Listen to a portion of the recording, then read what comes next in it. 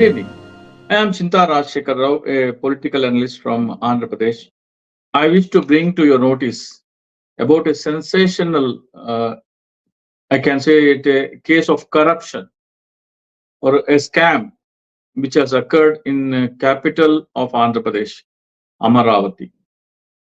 In 2014, when the state of Andhra Pradesh was bifurcated, the capital of the Hyderabad, the United State of Andhra Pradesh, has gone to Telangana.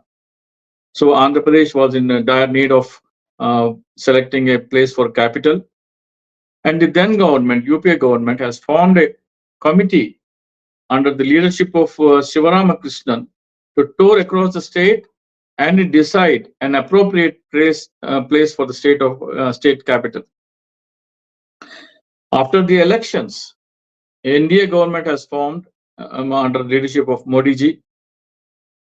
Before Sivaram Krishnan would give his committee report, Chandrababu Naidu has formed another committee in the name of Narayana. And Narayana has submitted his report to the Chandrababu Naidu.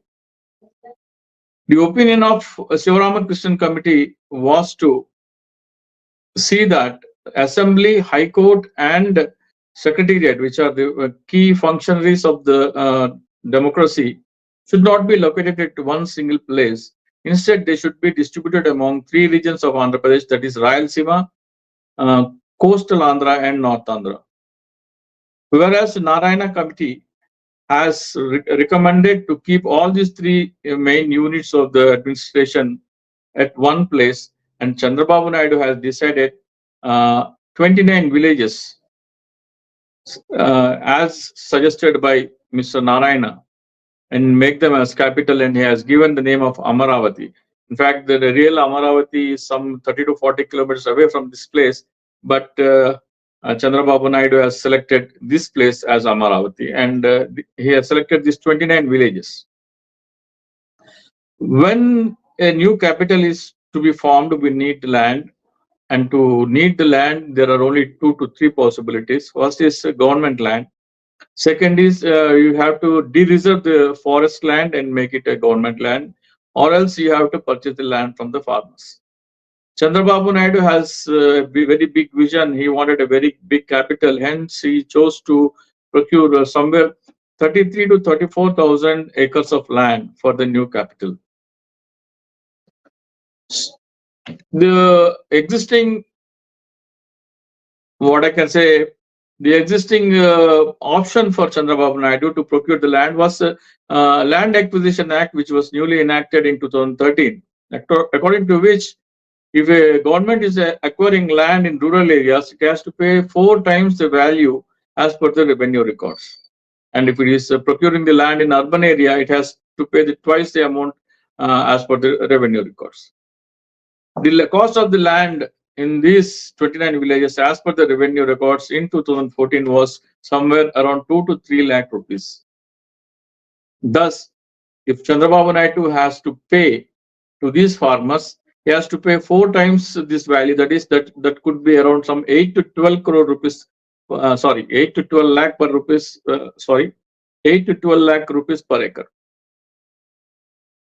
The actual market rate, which will be relatively higher than the revenue records usually anywhere in India, it was somewhere around 8 to 10 lakhs, which was same as the rate proposed by the 2013 Land Acquisition Act.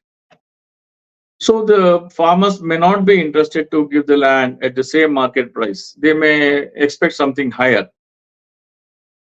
Instead, Chandrababu Naidu could have offered them, if the 2013 Land Acquisition Act is not giving them a happy price, he could have offered twice the amount of the market price, which was somewhere around 8 to 12 lakhs in those areas in open market. He could have offered 20 lakhs per acre.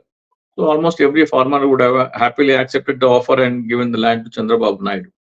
Thus, to procure this somewhere 33 to 35,000, you can say 35,000 acres of land, it would have costed some 7,000 crore of rupees to Chandrababu Naidu to procure this land with 100% rights.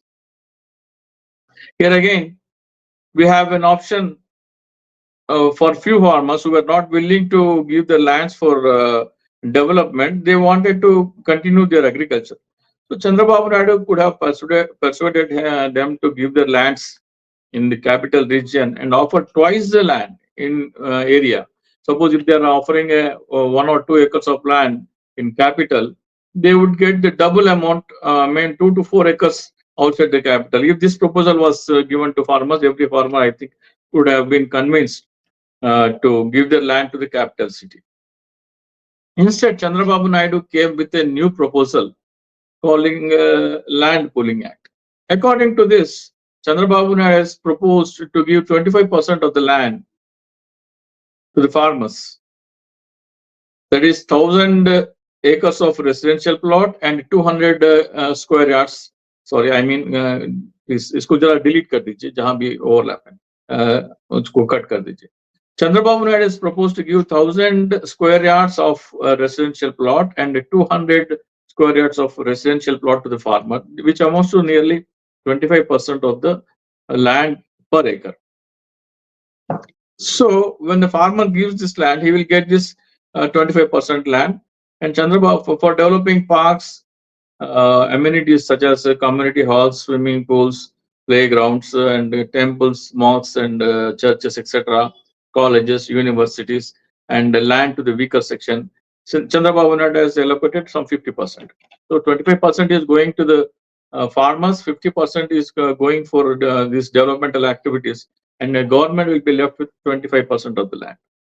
In 2022 and 23, between those period, in that period, Chandrababu Naidu has claimed that if Jagan Mohan Reddy has continued Amravati as a single capital, the cost of the 25% land, the cost of the asset left with the government, that is 25% land, would have reached to some 5 lakh crore rupees. Chandrababu Naidu has initiated this process in the name of self-financing project. He said that we do not need any aid from the central government. We do not need any aid from some other sources, and nor will I tax people for this. The income generated within the capital will be sufficient, more than sufficient to build the capital. That was the claim of Chandrababu Naidu, and he termed it as a self-financing project. Later on, when in 2019 elections, when Jagan Mohan Reddy came to power, he scrapped the idea of Chandrababu Naidu, and he went to the recommendations of Sivaramakrishnan committee, which said that all the three branches of the administration, that is judiciary, secretariat, and high court, should not be at the same place. So Jagan Mohan Reddy distributed these into 3 parts, sending high court to proposing high court at Kurnool, secretariat at Visakhapatnam, and assembly states at Amaravati. Farmers who have given the land have agitated, and they have done dharnas, padayatras, everything, and they even went to the high court, and the high court, the verdict was in favor of the farmers. The Jagan Mohan Reddy government did not fight the case as expected and as on the grounds which I am now suggesting. He never said that the entire project is a very big scam. Had he established that the entire project is a very big scam and costing lakhs of crores of rupees to the state treasury, I don't think High Court would have accepted the farmers' plea to keep the capital at Amaravati.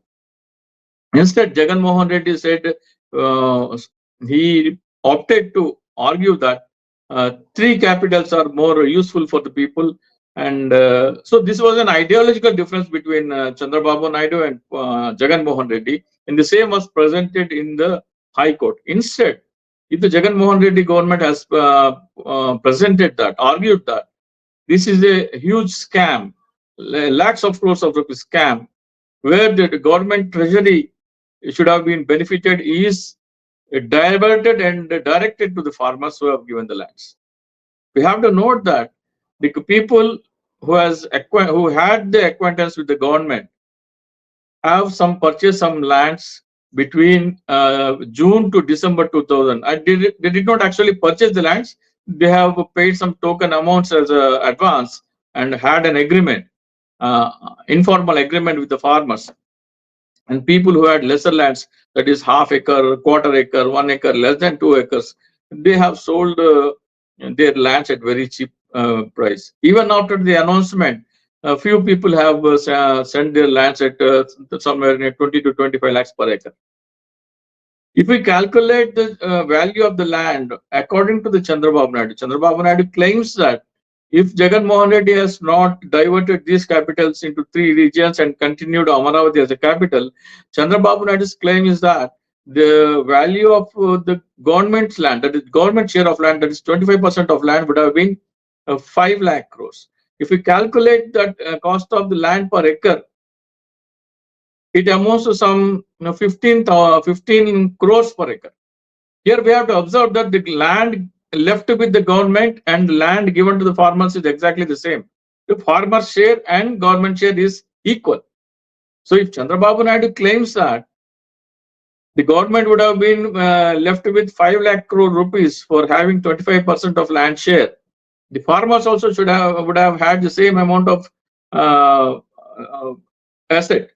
So if we divide the number of acres given by the farmers to the capital, it amounts to some 15 crore rupees per acre. That is, a farmer who was owning a land of 10 lakhs per acre, if he gives it to the capital, in return he is getting a land asset worth of 15 crores. People and Chandrababu Naidu argue that the farmers have sacrificed, and hence they have the right to enjoy that benefit. I don't know what sort of sacrifice is that, giving a land worth 10 crores to the capital and fetching a asset of worth 15 crores. I don't know what sort of dedication or sacrifice is that. Now coming to the some people say that the government the state has newly formed. There was no balance in the treasury. The treasury was bankrupt, and Chandrababu Naidu did not have any money to pay to the farmers. Hence, he was compelled to use this option or go for this option. I don't accept this argument, because the first year's budget of the Andhra Pradesh state after bifurcation was somewhere around 1,10,000 crores, and the next year's budget, that is 15 and 16, was some 1,13,000 crores. So if we combine the budget of 2 years, because this announcement came somewhere at the fourth quarter of the first financial year of Andhra Pradesh.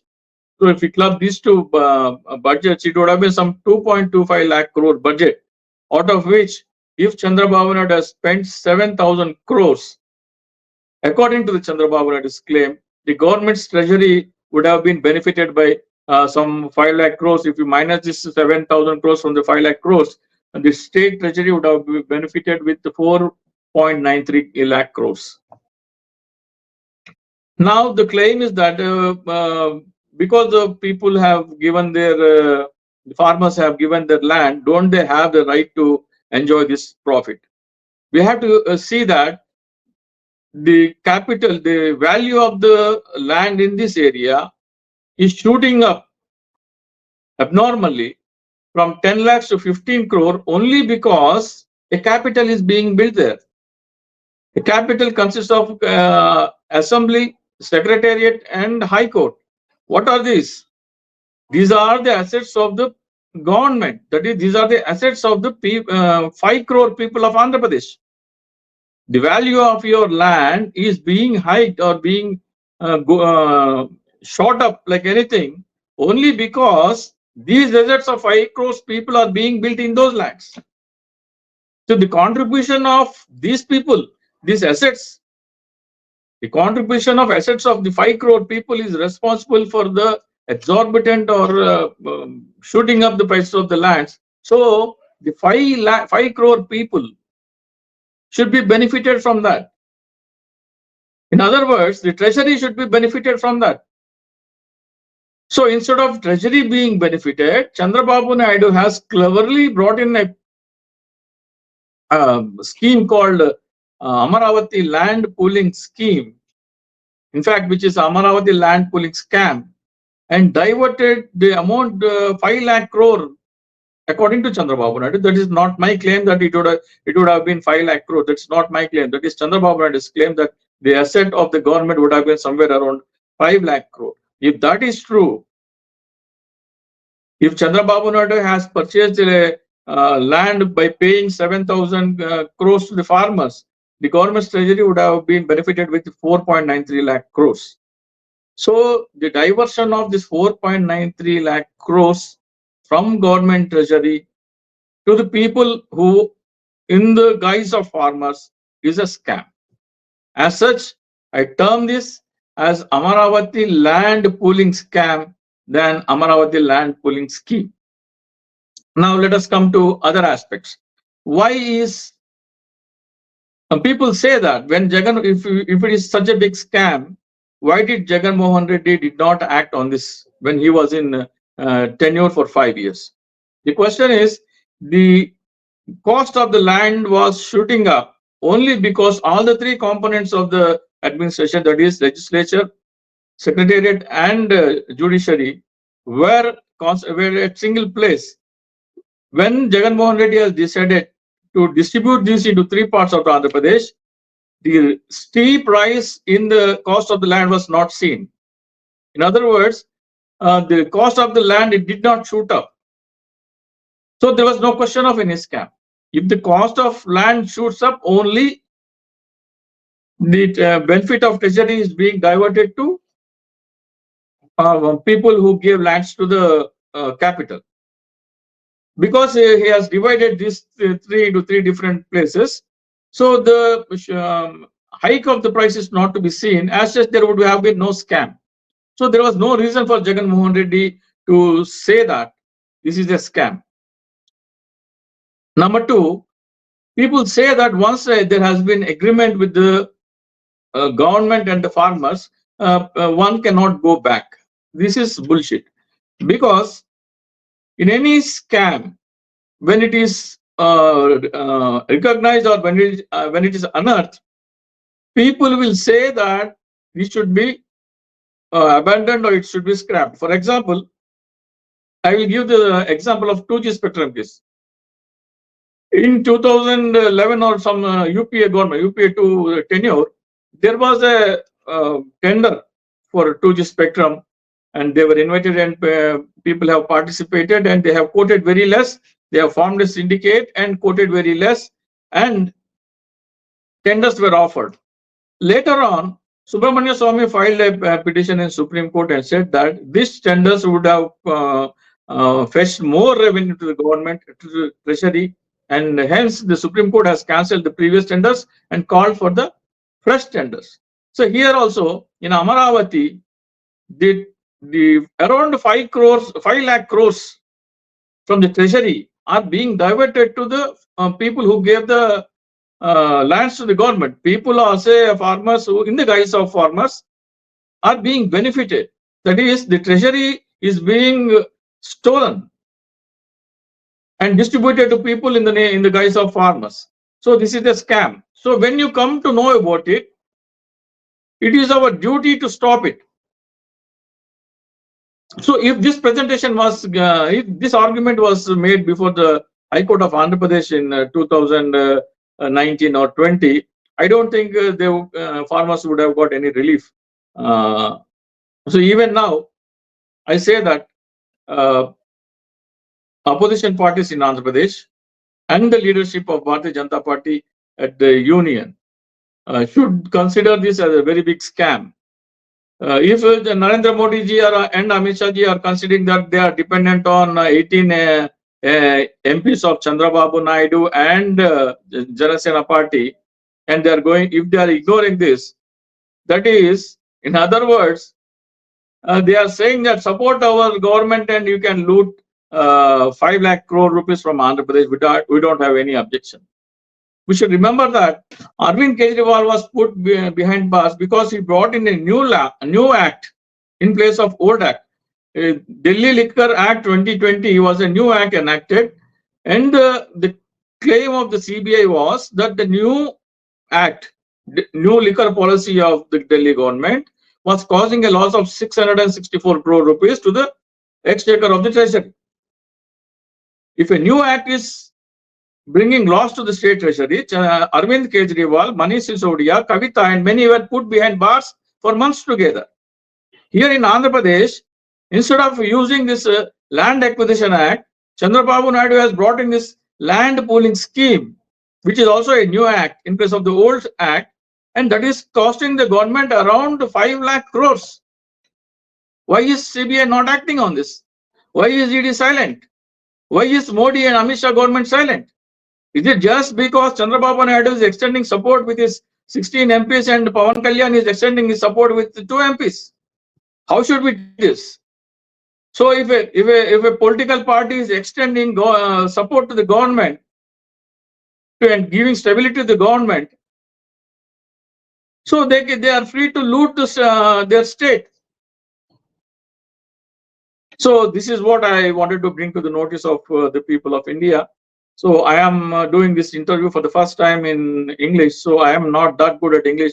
If there are any flaws in my English and fluency of English, kindly excuse me for that. My main motto is to bring these facts to the people, to the notice of the people of India. Jai Hind.